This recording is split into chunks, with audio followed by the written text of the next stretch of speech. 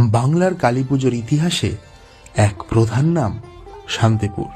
তান্ত্রিক বৃহত্তন্ত্রসার গ্রন্থের রচয়িতা পণ্ডিত কৃষ্ণানন্দ আগমবাগীশের প্রপৌত্র সার্বভৌম আগমবাগীশ প্রতিষ্ঠিত ভারতের আদি দক্ষিণা মাতার মূর্তি হলেন মাতা আগ্নেশ্বরী। আজ থেকে প্রায় 350 বছর আগে শান্তিপুরের বড় গোস্বামী বাড়ির মথুরেশ গোস্বামীর কন্যার সাথে বিবাহ বন্ধনে আবদ্ধ হন সার্বভৌম।